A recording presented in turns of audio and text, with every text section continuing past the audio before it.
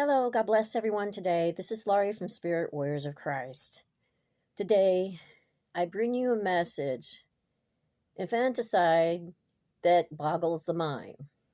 Now, this comes from the American College of Pediatricians, March 2017. Abstract. The predominance of humanoid biological research confirms that human life begins at conception. Fertilization. At fertilization, the human being emerges as a whole, genetically instinctive, individualized, zygotic living human organism, a member of the species Homo sapiens, needing only the proper environment in order to grow and develop. The difference between the individual in its adult stage and in its zygotic stage is one of form, not of nature. This statement focuses on the scientific evidence of when an individual human life begins. It has been recognized for millennia that both a paternal semen and a maternal contribution are required for the formation of a new human life. The first recorded embryological reports are in the 5th century BC. Books of Hippocrates, who noted from the study of incubating chicken eggs that the nature of the bird can be linked to that of the man. A century later, Aristotle studied the chick and other embryos, but incorrectly thought that they arose from a formless mass of semen combined with menstrual blood. In 1677, Ham and Leeuwenhoek observed spermatozoa under the microscope, but thought they contained miniature humans. Polanyi demonstrated in 1775 that both oocyte and sperm were necessary. In 1827, von Baer observed oocytes in the ovarian follicle and in the fallopian tube, and blastocyst in the in the uterus of a dog. Finally, it was with advent of the cell theory that developed by Schleiden and Schwann in the 1838 that it was recognized that the embryo develops from the single cell zygote. Directly based upon this observation and knowledge that the single-celled zygote statement strongly opposing abortion, particularly commenting on the independence of the zygote during the time between its formation and implantation. Although the American College of Obstetrics and Gynecology in 1965 attempted to redefine conception to mean implantation rather than fertilization. Medical dictionaries and even English language dictionaries, both before and after 1965, define conception as synonymous with fertilization, sometimes via the intermediary term of fecundation. Moore's 1974 edition of A Human Embryology textbook states that development is a continuous process that begins when an ovum is fertilized by a sperm and ends at death. It is a process of change and growth that transforms the zygote, a single cell, into a multicellular adult being. An adult human being. Moore's 2008 edition emphasizes that development does not end at birth but extends into adulthood. Professor Emeritus of Human Embryology of the Arizona School of Medicine, Dr. C. Ward Kirscher, affirms that every human embryologist worldwide states that the life of the new individual human being begins at fertilization, conception. Even authors who philosophically lean towards not attributing the same value to human life at the one cell stage as they do to later stages of development admit that as far as human life per se, it is, for the most part, uncontroversial among the scientific and philosophical community that life begins at the moment when the genetic information contained in the sperm and ovum combine to form a genetically unique cell.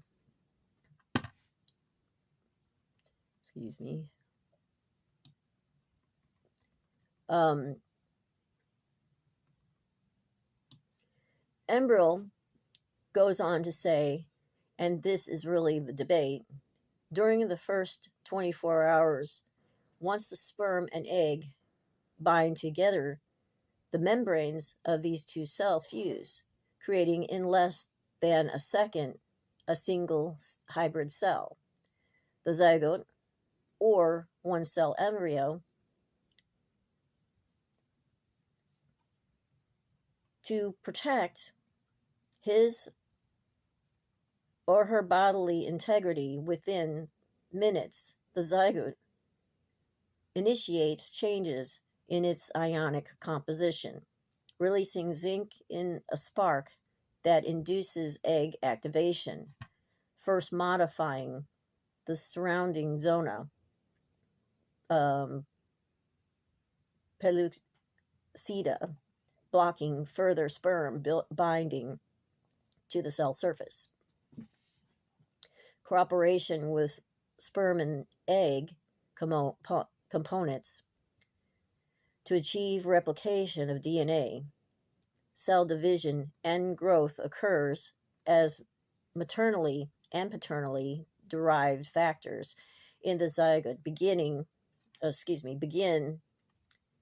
interacting with and chemically modifying each other to initiate the final round of meiotic division in the maternal derived nucleus to enable DNA replication.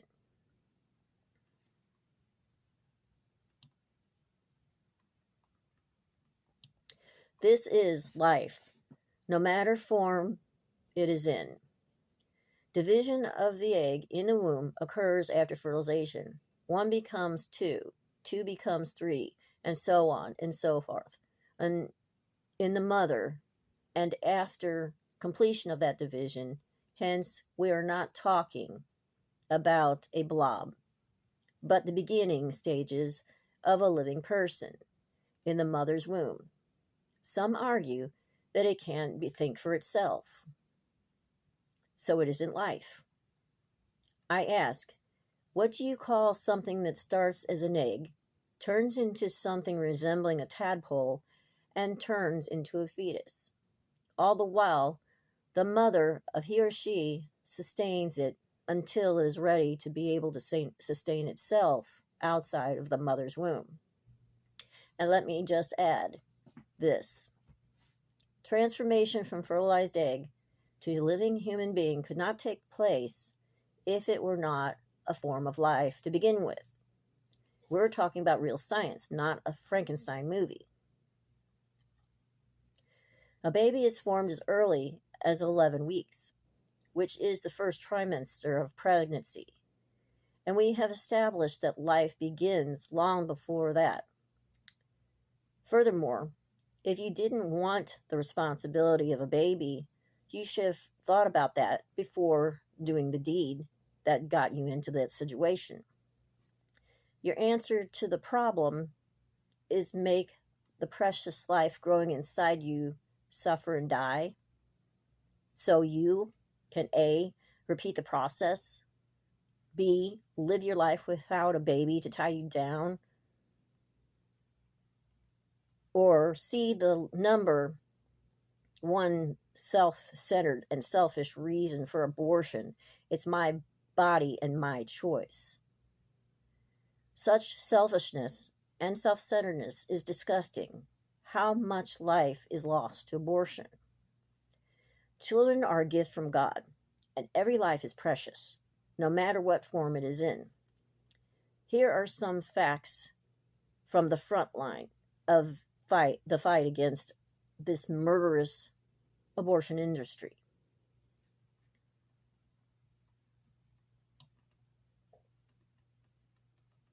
In California, a baby can be left to die up to 28 days after birth. Yes, after birth. And the law says don't ask questions. A born, breathing, month-old infant, dead, no investigation, and no one cares.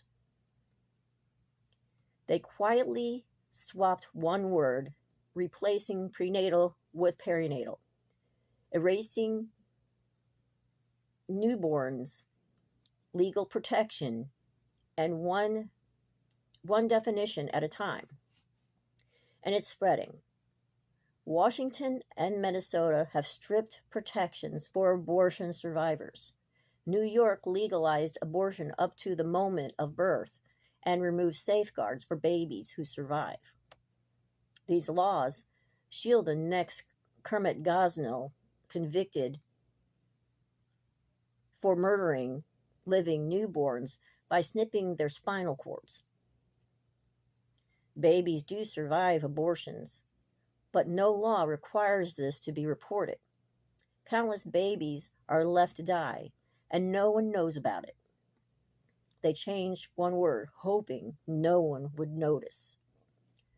Take action with the ACLJ now to fight back before another survivor is abandoned and left to die. The abortion industry kills over 1 million babies a year and is waging a nationwide legal war to eradicate every pro-life center in America.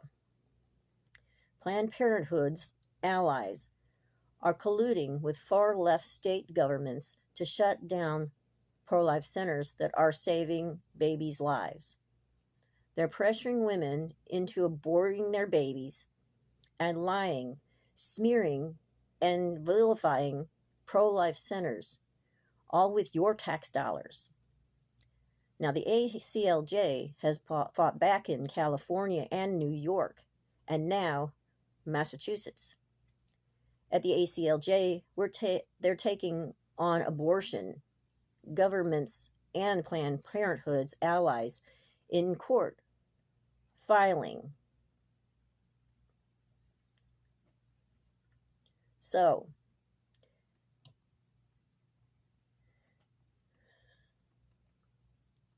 the truth against this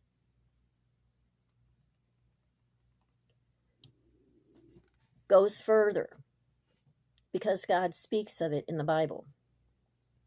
So let's see what God speaks about abortion. We see in Exodus 20:13, thou shalt not kill. Psalms 127:3, lo, children are an heritage of the Lord, and the fruit of the womb is his reward. Proverbs 6:16-19. And keep mind of verse 17. These 6 things doth the Lord hate. Ye are 7, an abomination to him. A proud look, a lying tongue, and hands that shed innocent blood. And heart that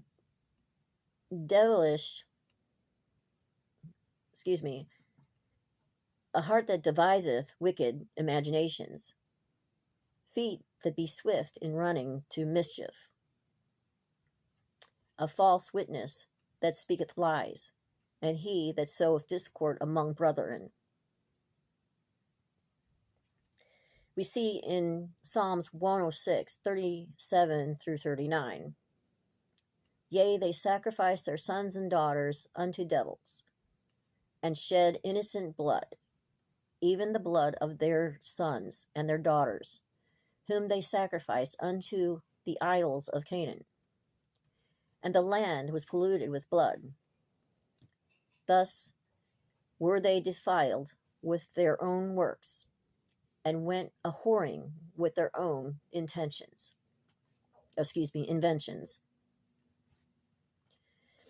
In Old Testament times, there was much idol worship and child sacrifice.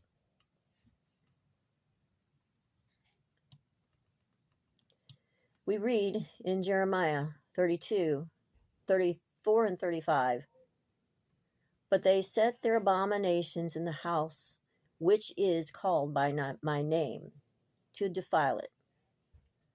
And they built the high places of Baal, which are in the valley of the son of Hinnom, to cause their sons and their daughters to pass through the fire unto Moloch, which I commanded them not, neither came it to my mind, that they should do this abomination, to cause Judah to sin.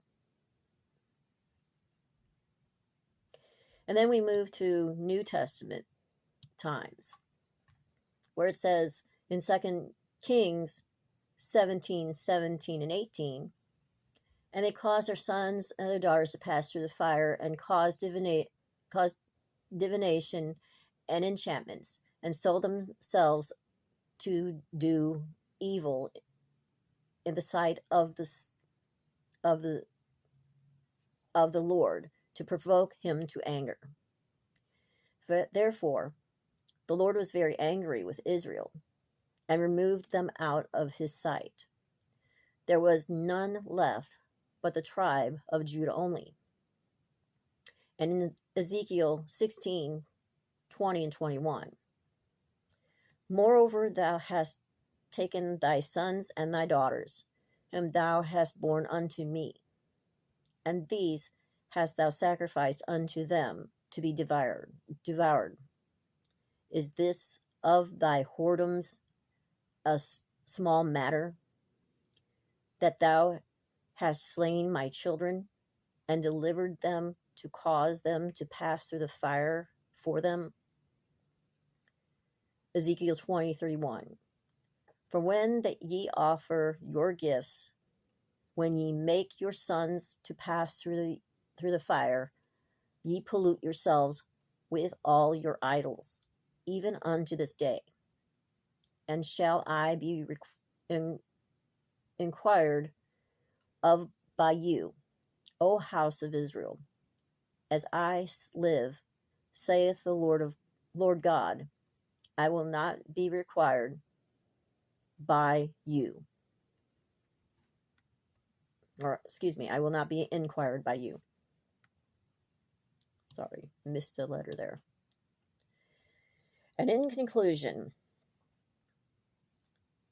modern day Baal worship and sacrifice.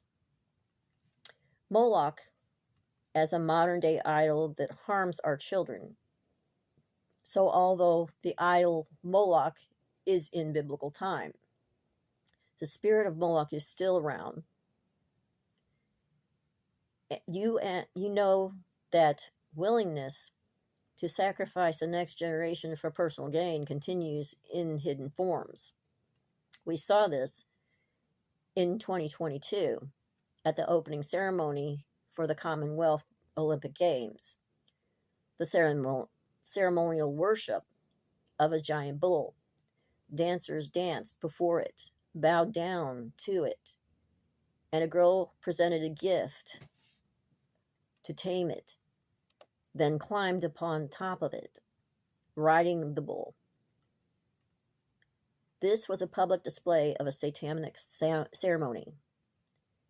In a more hidden form is the abortion industry, who make a fortune on misery, pain, lies, confusion, and death.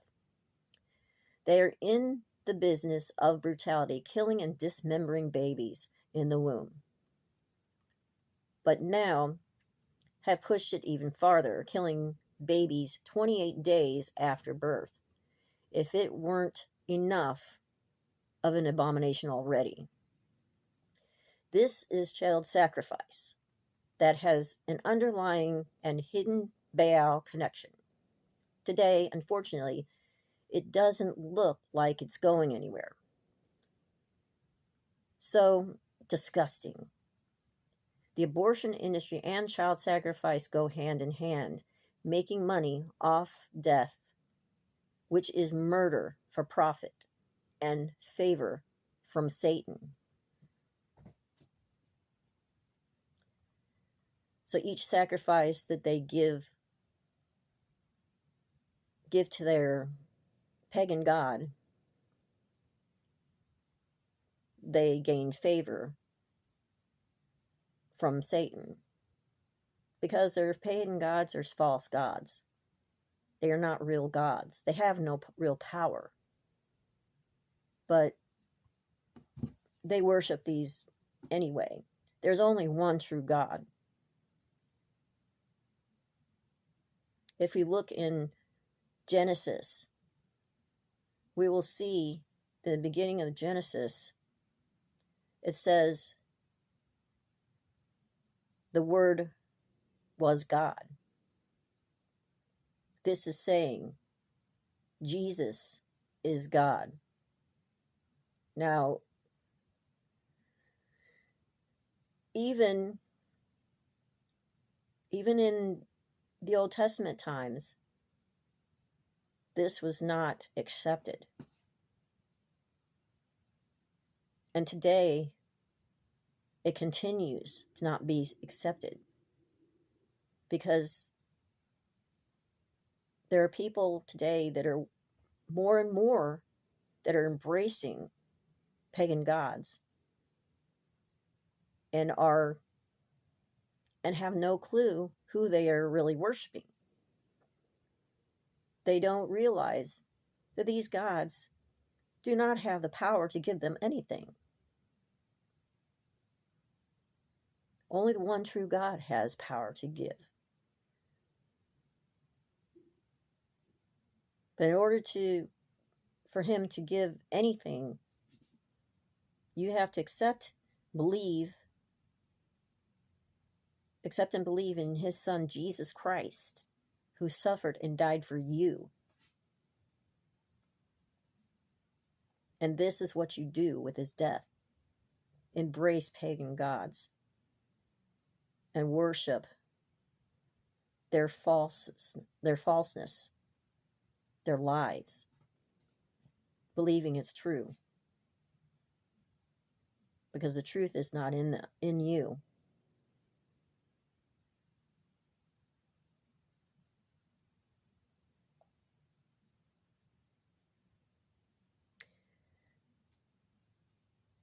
Thank you so much for watching. I pray that this truth about abortion will really touch somebody and they will connect with it and I pray it will help them come to the truth that abortion is wrong. Abortion is abomination. And those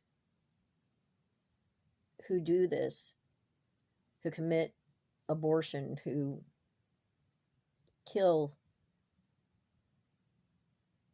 their unborn babies or their babies 28 days later,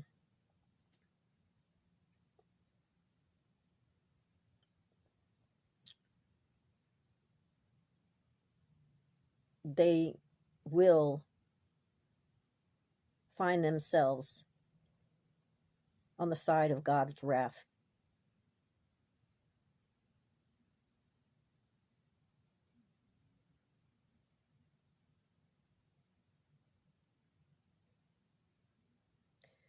Thank you so much for watching. God bless you. Have a good day.